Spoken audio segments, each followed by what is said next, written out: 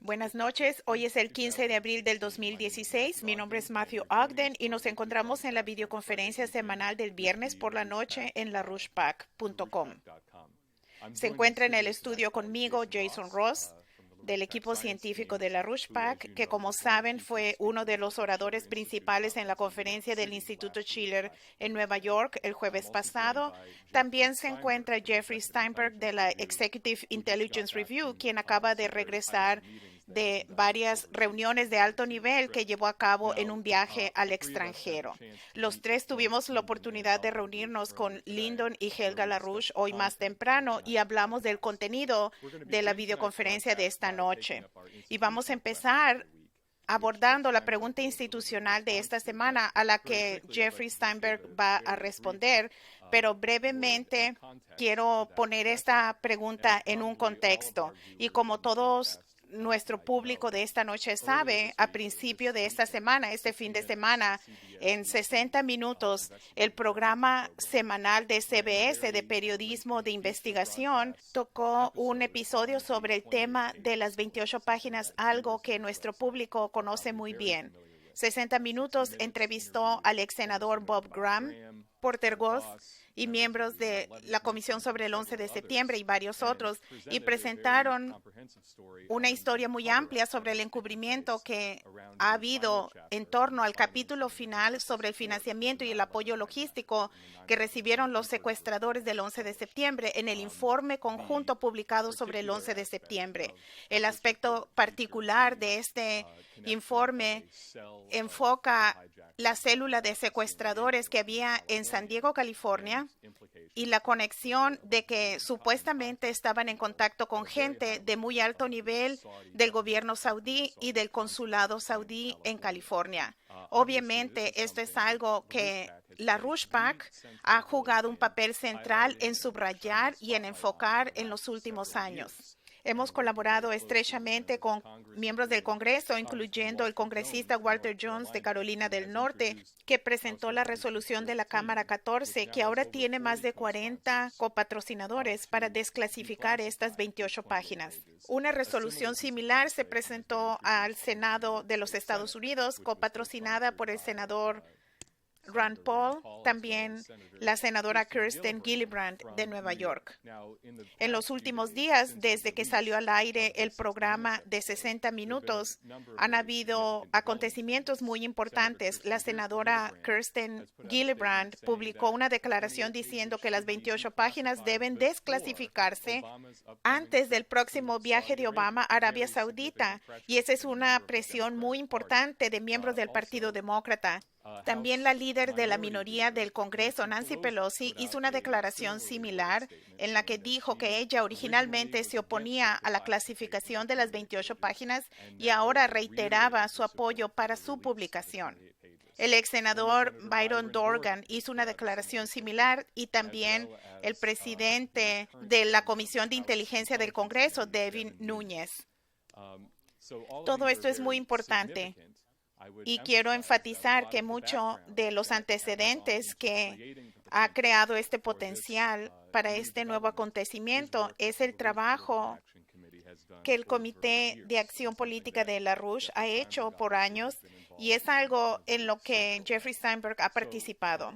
Con esto quiero leer la pregunta institucional que, como verán, está relacionada con este tema, y quiero pedirle a Jeffrey Steinberg que responda a la pregunta en particular y también transmita los comentarios que el señor LaRouche hizo. Así que la pregunta es la siguiente. Señor LaRouche, se nos ha informado que el senador Chris Murphy, el demócrata del estado de Connecticut, y el senador Rand Paul, un republicano de Kentucky, patrocinan una ley para limitar la venta de municiones estadounidenses a Arabia Saudita, y según un informe en Defense News, hay una incomodidad en el Congreso sobre el aumento de la venta de armas al Medio Oriente, y mucha gente está dispuesta a hacer preguntas de las que había hace unos años. El senador Chris Murphy dijo, a mí me preocupa cada vez más la campaña de bombardeo dirigida por Arabia Saudita contra Yemen que no respalda a los intereses de seguridad nacional de los Estados Unidos. ¿Qué piensas de las políticas del gobierno de Obama en Yemen? Jeff. Gracias, Matt.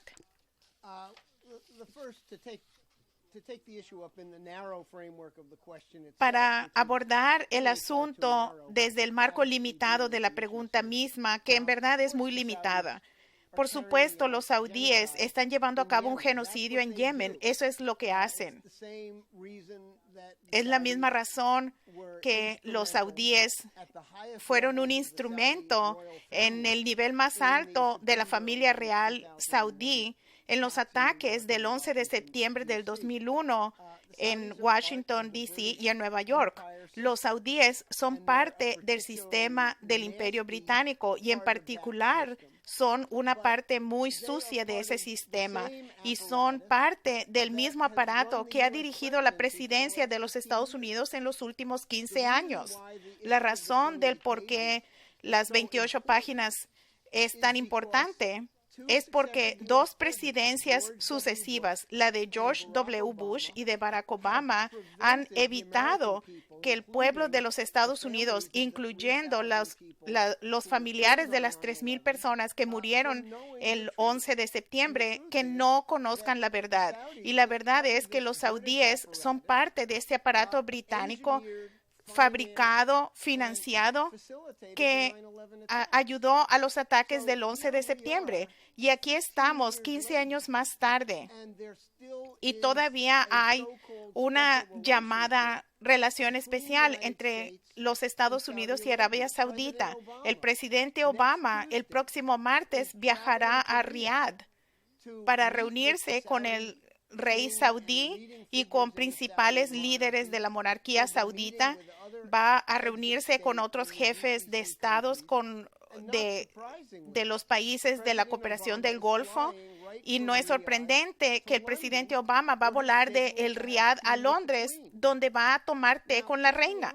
El señor LaRouche ha dicho desde el principio de la presidencia de Obama que enfrentamos a un aparato del Imperio Británico, igual como George W. Bush recibió las órdenes del Imperio Británico.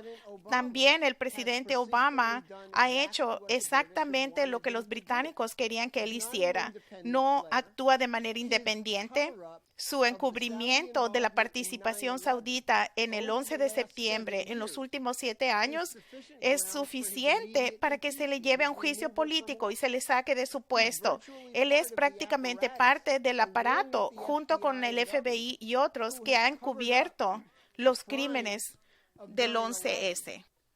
Estos crímenes todavía son de una importancia histórica.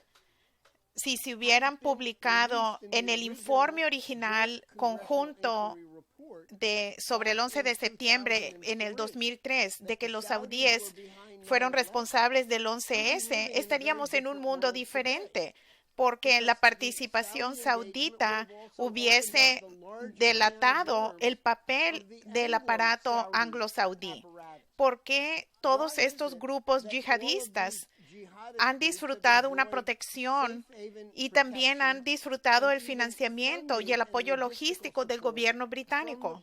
En todo momento, en el 2000, había un documento que la Executive Intelligence Review presentó a la entonces secretario de Estado Madeleine Albright usando el criterio formal del Departamento Legal del Departamento de Estado, diciendo que Gran Bretaña debía ser incluida en la lista de naciones promotoras del terrorismo precisamente porque otorgaron un refugio y facilitaron el reclutamiento de grupos terroristas respaldados por Arabia Saudita y los estados del Golfo, incluyendo Al-Qaeda. Esto fue un año antes del ataque del 11 de septiembre. Y si el gobierno de Estados Unidos hubiera actuado si hubiera habido un esfuerzo de llegar al fondo del 11S después de que sucedió, no estaríamos hablando hoy de los peligros provenientes de grupos como el Estado Islámico.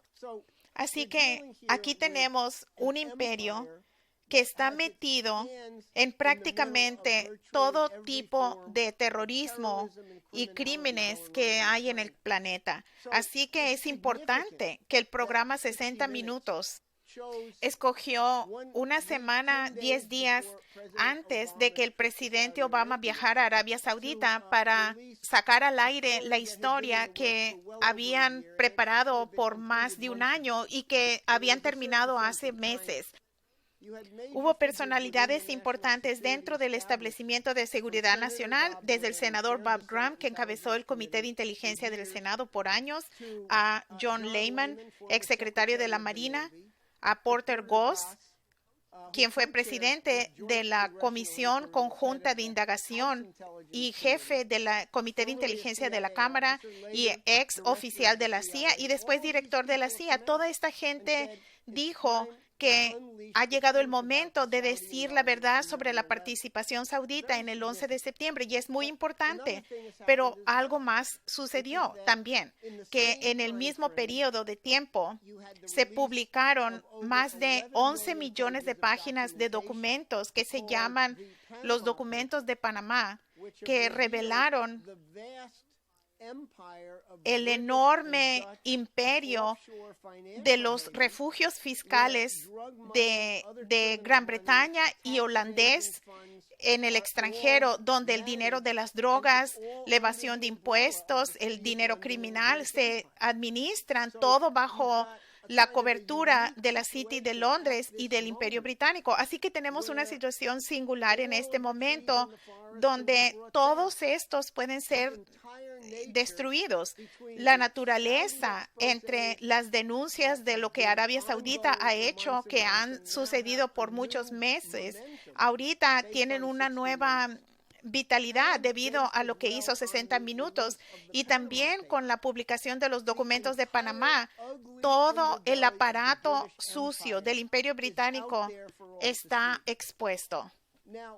Ahora, esto representa parte del escenario, pero desgraciadamente esto no es todo el tema. Lo que tenemos es que todo el sistema financiero británico está acabado, está condenado. Tenemos el espectáculo hoy día de la reunión de la primavera anual del Fondo Monetario y mañana el Banco Mundial va a tener su reunión anual y tuvimos una oportunidad de hablar directamente con algunas de las personas que participan en esas sesiones y en la preparación para las sesiones. Y el punto es de que este sistema bancario internacional, los bancos, los banqueros centrales, los ministros de finanzas no van a hacer nada ante la mayor explosión financiera en la historia moderna, que se sepa que podría suceder en cualquier momento. El Imperio Británico, representado por los refugios fiscales en el extranjero, los casinos de apuestas, los derivados que representan un cáncer por encima de lo poquito que queda de la economía mundial. Este sistema está acabado y condenado. Ahora, si hubiera un liderazgo real en el mundo, si tuviésemos a un Franklin Roosevelt en la Casa Blanca en lugar de un agente británico como Barack Obama, quien está totalmente determinado a defender este sistema muerto, tendríamos una situación diferente. Si Europa tuviera a un Charles de Gaulle o a un Konrad Adenauer o una combinación como tuvimos en los 1960 cuando John Kennedy era presidente de los Estados Unidos, entonces la muerte del Imperio Británico, del sistema británico, sería algo positivo porque estos líderes se juntarían, regresarían a los principios del sistema americano que se expresaron por última vez con Franklin Roosevelt durante la última depresión, en particular los primeros 4 años de la presidencia de Franklin Roosevelt, cuando el nuevo pacto, los proyectos de desarrollo se desataron, que usaron crédito dirigido por el gobierno, estaríamos en una buena situación.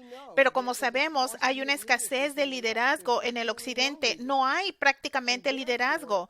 Por lo tanto, no hay nada que se puede hacer para salvar al sistema financiero actual. Está condenado irreversiblemente, y mientras que no podemos pronosticar el día exacto, el tiempo en que va a suceder la explosión, se conoce y se reconoce abiertamente que algo mucho peor que lo que sucedió en el 2008, en septiembre, está a punto de suceder. Podemos despertar el lunes en la mañana y encontrar que el sistema se ha desaparecido. Podría tomar días, podría tomar semanas, no sabemos, pero la muerte del sistema es algo completamente asegurado y va a suceder muy pronto. Y muy poca gente que sabe que esa es la situación en cargos de elección en los gobiernos alrededor del mundo tienen el valor de tomar las acciones que son necesarias. Hay algunas excepciones, pero son luchas de retaguardia. Por ejemplo, tenemos a Cristina Fernández en Argentina, la expresidente, que ahora está bajo ataque como parte de un ataque frontal en contra del componente latinoamericano de toda la revolución económica del Transpacífico, encabezada por China en torno a la idea de un cinturón, una vía, y el concepto más elaborado que nosotros presentamos del puente terrestre mundial. Así que Cristina está bajo ataque por el gobierno del fondo buitre que fue impuesto en el poder en Argentina bajo el nuevo presidente Macri, cuyo nombre ha salido prominentemente en los documentos de Panamá.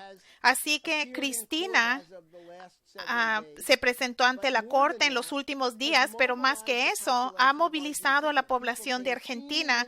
La gente vino en grupos a Buenos Aires para estar allí cuando ella se presentó ante la corte. La gente fue movilizada de todas partes del país.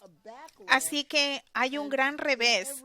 Y en cada caso donde hay un liderazgo valiente, verdadero, ese revés tiene el potencial de convertirse en una fuerza abrumadora. Hay un ataque en Brasil en contra de la presidenta Dilma Rousseff y sabemos que proviene de los británicos. Sabemos que son las redes thatcheristas de Adam Smith, los hermanos Koch y otros individuos locos aquí en los Estados Unidos que están financiando los esfuerzos para derrocar al gobierno de Rousseff. ¿Por qué? Porque Brasil y Argentina combinados son el ancla en Latinoamérica de la implementación de esta política de un cinturón, una vía. Brasil formalmente es miembro de las naciones del BRICS, pero cuando el presidente Xi Jinping estuvo en Sudamérica el año pasado, hubo grandes acuerdos, principales acuerdos con el gobierno de Cristina Fernández en Argentina. Así que hay un concepto de que la Alianza del Transpacífico, el centro de gravedad del crecimiento económico mundial, tiene un componente latinoamericano principal y esto está bajo un enorme ataque británico. Y en el caso de la revuelta de Cristina en contra de ese golpe en su país, tenemos el potencial de que haya un contraataque a favor de la gente de Argentina. Y lo que el señor LaRouche enfatizó en nuestra discusión más temprano hoy es que si Cristina tiene éxito, si la gente de Argentina tiene el éxito en dar marcha atrás, entonces esto va a tener una repercusión en Brasil y puede ser un factor decisivo para todo Sudamérica. En el caso de los Estados Unidos, claramente hay gente, hay un puñado de miembros del Congreso, hay algunos reguladores, Thomas Honig, Neil Kashkari, que saben que el sistema está condenado y están pidiendo para que haya cambios de regulación. Pero la falta de liderazgo político que tenga las agallas entre los funcionarios públicos de los Estados Unidos significa que, aunque el sistema británico está muerto, hay un peligro muy real de que la muerte de ese sistema conducirá a un caos absoluto y a la guerra. Así que el verdadero desafío que se plantea para todos ustedes es pensar claramente dónde está el liderazgo, dónde se busca una dirección de las medidas que se deben tomar. No traten de salvar este sistema porque está en quiebra irreversible y está acabado. Y lo principal es de que hay que deshacerse de él. Es un parásito. Es la política británica de genocidio. Los sauditas son una herramienta en esa agenda británica de genocidio. Y es por lo cual tienen el programa yihadista a través de grupos como el Estado Islámico. Y es porque el presidente Obama, igual que el presidente Bush antes que él, está bajo órdenes británicas de eliminar la evidencia que el Congreso consiguió en el 2002 y principios del 2003 de la participación del más alto nivel de la familia real saudita en esos ataques del 11 de septiembre. Piensen sobre el 11 de septiembre como una versión del Pearl Harbor. E imagínense que en lugar de declarar guerra contra Japón, el presidente de los Estados Unidos salió e hizo declaraciones de lealtad. Eso es lo que sucedió en el 11 de septiembre con Bush y luego con Obama. Y ahorita se han abierto las compuertas. Si quieren resolver este problema, entonces asegúrense que salga Obama de su puesto. No podemos esperar hasta enero del año próximo, porque este sistema no va a existir por tanto tiempo. Hay que deshacerse de Obama. Hay que restablecer la Glass-Steagall inmediatamente. La propuesta de ley está ante el Congreso. Se puede actuar sobre ella en cualquier momento. Pero más allá de solamente la Glass-Steagall, se debe tener un plan inmediato de acción usando como modelo lo que Franklin Roosevelt hizo cuando él primero vino a la presidencia en marzo de 1933. Necesitamos una emisión de crédito del gobierno para la creación de trabajos, para cosas como el revivir el programa espacial de Estados Unidos en colaboración con China, con Rusia, con Europa, con India. Se debe tener un plan para que la gente regrese a trabajar, para reconstruir nuestra infraestructura destruida, para iniciar el revivir las tecnologías más avanzadas conectadas con el programa de la NASA. China ya está encabezando con planes para que en los próximos 2 años haya una gran expedición a la cara oculta de la Luna que va a abrir los parámetros para comprender cómo operamos dentro de nuestro sistema solar y en la galaxia. Debemos regresar a una situación de optimismo conducido por el hecho de que tenemos líderes que son capaces de ser líderes en lugar de sucumbir a las demandas de un imperio británico que ya está muerto. Así que este es el contexto más amplio. Sí, es importante que los Estados Unidos rompa con Arabia Saudita en torno al genocidio en Yemen. Sí, es absolutamente esencial que las 28 páginas de nuevo y finalmente se hagan públicas para que el pueblo de los Estados Unidos pueda conocer la verdad de nuestros llamados aliados sauditas y de los gobiernos de Bush y de Obama que encubrieron los crímenes de los saudíes en los últimos 15 años. Sí, es importante que las revelaciones de los documentos de Panamá han abierto la ventana hacia el verdadero carácter del imperio británico, de las redes sucias, de los paraísos fiscales en el extranjero que lavan dinero de las drogas, que no pagan impuestos y que lavan otros ingresos criminales. Se tiene la idea de que el llamado mundo del imperio británico es actualmente el sucio crimen organizado. Todo esto es importante, pero usted se debe asegurar que las políticas que se adopten son aquellas que aborden que estamos en este tipo de transición. El sistema británico está muerto y un nuevo sistema va a nacer de una manera u otra, ya sea será un periodo de caos prolongado que muy bien podría conducir a una guerra nuclear o a una extinción termonuclear, o se va a repetir la edad de las tinieblas del siglo XIV en la que miles de millones de personas murieron y el caos se puede convertir en el factor dominante en el planeta, o tendremos una transición ordenada al tipo de sistema que fue organizado y creado por nuestros padres fundadores, que fue la piedra angular del Renacimiento y el surgimiento del sistema nacional soberano mismo. Yo sé que Jason va a venir aquí en un momento y va a hablar de la conferencia muy exitosa del Instituto Schiller que tuvimos en Nueva York la semana pasada, porque es ahí a donde podemos buscar y debemos empezar ahí para encontrar las ideas y los principios de liderazgo valiente que son necesarios absolutamente si es que vamos a evitar el hundirnos a un caos global y a la guerra. Muchas gracias, Jeff. Y como dijo Jeff, el tema que Jason va a abordar es algo que proviene de la conferencia muy esencial que él tuvo la oportunidad de participar en Nueva York el jueves pasado. Y yo pienso que, como acaban de escuchar del panorama mundial que Jeff acaba de presentar y elaboró ampliamente, toda la gama del peligro que enfrenta la civilización humana ahora, la provocación que puede llevarnos a una guerra termonuclear en contra de China, con lo que sucede en el mar del sur de China y en contra de Rusia, y los ataques en contra de los principales miembros del BRICS y sus alianzas, incluyendo con Dilma Rousseff y con la expresidente de Argentina, Cristina Fernández de Kirchner, el que estamos a punto de tener una explosión total del sistema financiero transatlántico y todo lo que esto conlleva, la guerra perpetua y la crisis de refugiados que sale del Medio Oriente y del norte de África. Y si uno ve la totalidad de esto y ve toda la gama de lo que pone en peligro a la civilización en este momento, es muy claro que no se puede resolver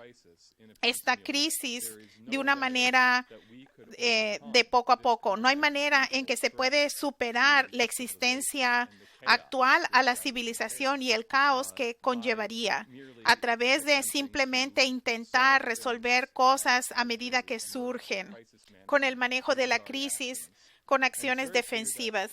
Y es muy claro que nada más que el que se tenga un nuevo paradigma totalmente, como enfatizó Helga Sepp-LaRouche en su discurso principal en la conferencia del Instituto Schiller, nada menos que eso puede proteger a la civilización y crear un futuro.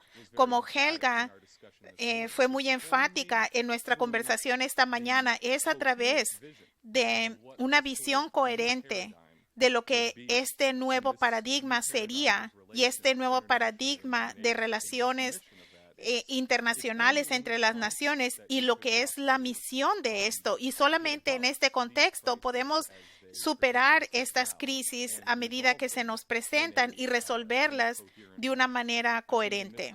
Yo pienso que en este contexto se puede ver la importancia de la conferencia del Instituto Schiller que tuvimos, porque no hay en ninguna otra parte que se vaya a encontrar una visión coherente, en ninguna otra parte, incluso internacionalmente. No surge de ningún otro país, de ningún otro individuo, sino solo en este tipo de diálogo que tomó lugar en esa conferencia se encontrará la visión, la coherencia, y en ninguna otra parte, excepto que en el movimiento de LaRouche se va a tener el liderazgo para lograr esto. Y Helga fue muy clara en nuestra conversación de esta mañana que si uno ve la combinación de los tres paneles en la conferencia del Instituto Schiller y uno ve la participación muy importante que hubo de los representantes de muy alto nivel internacional de la Embajada Egipcia, de la Fundación Una Sola Corea, del profesor de China, y uno ve a la intervención cultural que tuvo lugar en el tercer panel en la noche, el verdadero diálogo de civilizaciones que el público a esta conferencia con la música, la poesía y el arte. Y si uno ve todo esto, la combinación de todo esto, es muy claro qué tan fácil sería crear ese nuevo paradigma para la civilización. Todos los ingredientes existen, es lo que dijo Helga. Todo lo que se necesita es el liderazgo para lograr esto. Así que si uno observa esto, la situación estratégica actual es tan horrible y hay tanta muerte y destrucción y caos y peligro para la civilización que nada menos que un sentido abrumador de optimismo en el sentido de la coherencia de lo que puede ser el futuro nos permitirá conducir al mundo para que salga de esta crisis. Y esto es exactamente lo que se presentó en esta conferencia, una visión mundial coherente políticamente, científicamente, artísticamente y culturalmente. Y si uno observa esto desde el punto de vista del principio del que se puede derivar tal perspectiva mundial coherente, solo puede provenir de la cuestión: ¿qué verdaderamente significa el ser humano? ¿Qué es lo que hace que nuestra especie sea absolutamente singular? ¿Y cuál es la misión de nuestra especie dentro del mundo más amplio? Y esta fue la cuestión que el señor LaRouche enfáticamente presentó en el segundo panel, el panel en el que Jason participó. Y ha continuado enfatizando desde entonces, desde que se llevó a cabo la conferencia. Así que quiero pedirle a Jason que venga al podio para elaborar un poco más sobre esto y dar los toques finales a esta cuestión que el señor LaRouche ha planteado enfáticamente. Gracias. Con el riesgo de ser repetitivo, quiero decir algo de la conferencia en su totalidad. Hubo un sentido real y yo encontré entre los participantes al final del día de que tuvimos la experiencia de algo muy humano, de que la cultura que existía dentro de la conferencia durante ese periodo, el tipo de diálogo que tomó lugar tanto en los paneles, en las preguntas y respuestas y en la discusión formal, al igual que las pláticas entre los participantes, fue un verdadero modelo de cómo deben suceder las deliberaciones para que tengamos nuestro futuro. Y se expresó durante todo el día. Hubo un informe estratégico muy poderoso desde el principio que lo dio Helga, las propuestas de las políticas, la discusión sobre el éxito de lo que ahora ya está sucediendo con la ruta de la seda, el potencial de la reunificación de Corea. El muy orgulloso embajador de Egipto describió el éxito que Egipto tuvo en financiar y la construcción del nuevo canal de Suez en un periodo de tiempo muy corto, y el eco diferente en los Estados Unidos que dio Ramsey Clark. Hay un sentido de hacia dónde debemos ir. La discusión sobre la ciencia y el espacio crea las bases de la noción de lo que es la especie humana como especie y nuestro futuro en las estrellas con nuevas formas de energía como la fusión. Debe determinar las ideas y las políticas que debemos tomar. La otra parte de esto, en el panel cultural de la noche, con los ejemplos que tuvimos de la cultura clásica, de todo tipo de formas, de diferentes partes del mundo, la música de la tradición europea, la música china, la poesía de la India y la música, la pintura china, la poesía, la música y la caligrafía. Hubo un sentido de una discusión, las políticas de Verdi, el gran músico italiano y personaje político, nos dio un sentido de cómo nos relacionamos, cuáles son nuestras metas, a dónde debemos ir. Y lo que quisiera hacer, en lo que quiero enfocarme, como Matt dijo, es un aspecto que se reveló en la discusión durante el segundo panel, un punto que el señor LaRouche pensó que era importante hacer. Y quiero leer un par de citas de él. Esto es del periodo de preguntas y respuestas del segundo panel. El señor LaRouche dijo que toda la creatividad de la humanidad, que es de la humanidad como un proceso social, se basa en un principio que es único al individuo, a la mente humana individual. Algunas personas no tienen un desarrollo adecuado de la mente humana, él dijo, pero si se les educa adecuadamente, pueden. En el caso de Einstein es claro. Einstein, como saben, ha pasado todo un siglo. Einstein ha probado que en base a su manera de pensar, no en base de algún plan, pero en base a su forma de pensar, él ha hecho un descubrimiento que ha molestado a todos. Así que el punto es de que se debe entender que la fuente de los poderes creativos del individuo se encuentran en el individuo humano. Otra cita. En respuesta a otra pregunta, el señor LaRouche dijo, lo importante, es muy importante para toda la humanidad el tener acceso a las mentes humanas que son capaces de dar, no desde el principio, pero en el proceso, que son capaces de entender algo que es como un descubrimiento humano original y en base a principio. Y todo se basa en esto. Esto es lo que todo científico que es competente hace. El científico que va a trabajar y sudar y hacer todas las cosas que hacen para lograr algo que es verdadero. Y lo que tratan de hacer es entender cuál es la verdad del asunto. Y todo el sistema de éxito de la sociedad y de las culturas depende en la capacidad de algunas personas de hacer el progreso en el descubrimiento de los principios humanos absolutos, que son singularmente humanos. En otras palabras, no puede ser una falsedad, no se puede copiar ningún tipo de principio. Se debe trabajar, se debe luchar y buscar lo que es la verdad.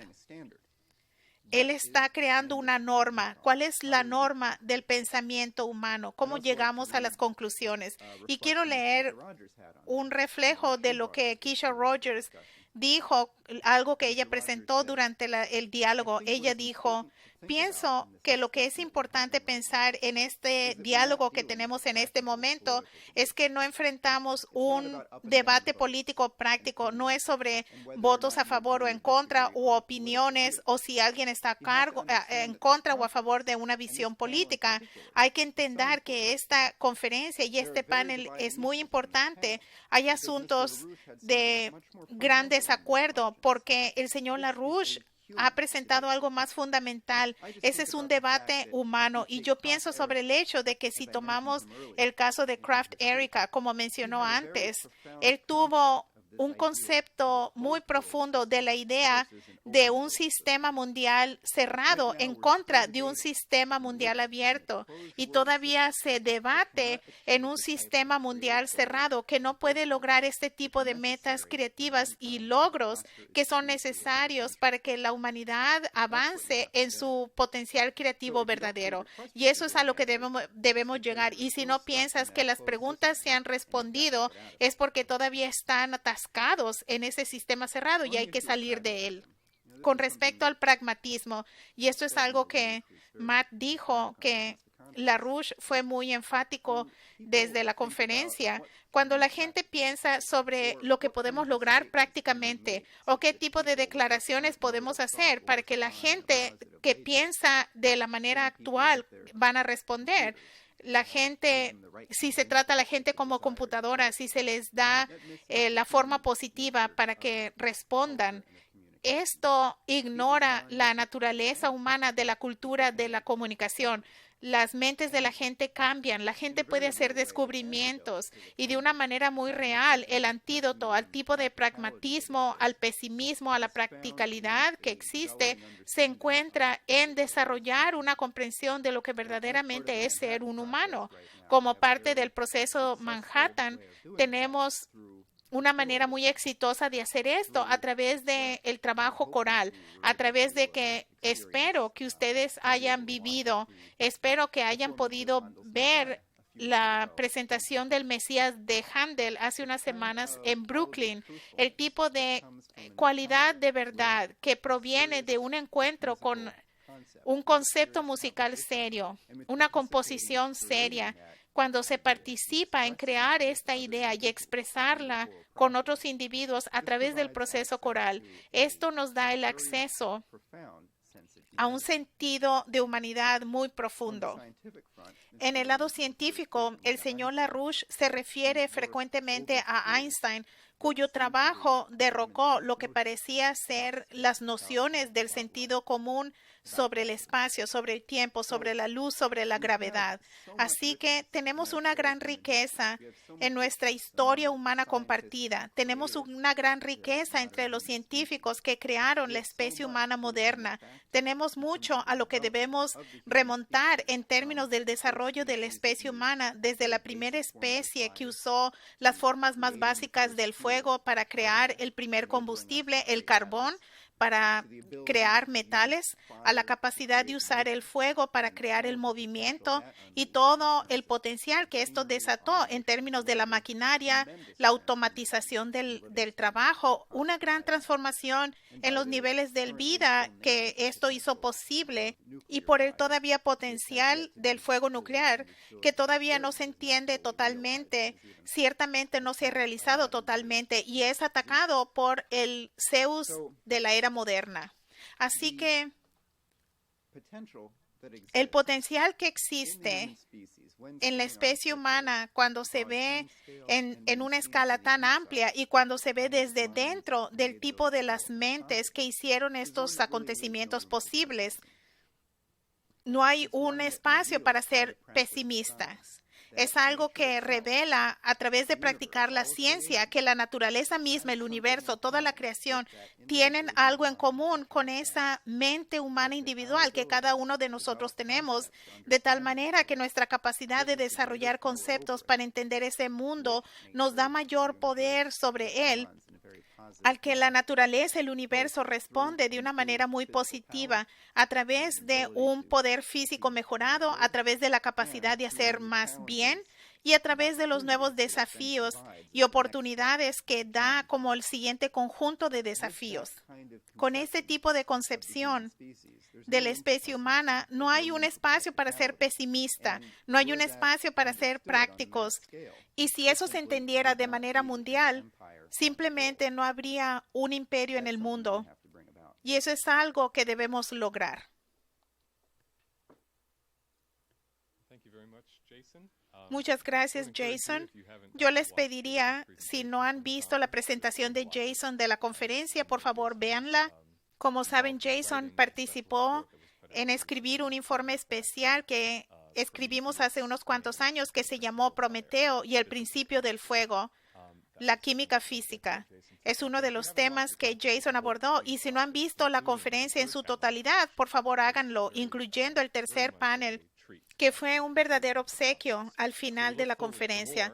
Así que esperamos más en Nueva York, incluyendo el diálogo semanal que va a ocurrir mañana con el señor LaRouche y los activistas en Manhattan como parte del proyecto Manhattan, y esto está disponible en la página si no tienen la oportunidad de estar ahí en persona. Y también, si no lo han hecho, les pediría que se suscriban a nuestros videos en YouTube para que no se pierdan nada de lo que publica LaRouche PAC. Así que les quiero dar las gracias a Jeff y a Jason por acompañarme esta noche, y les pediría que por favor se mantengan sintonizados a larouchepac.com. Buenas noches.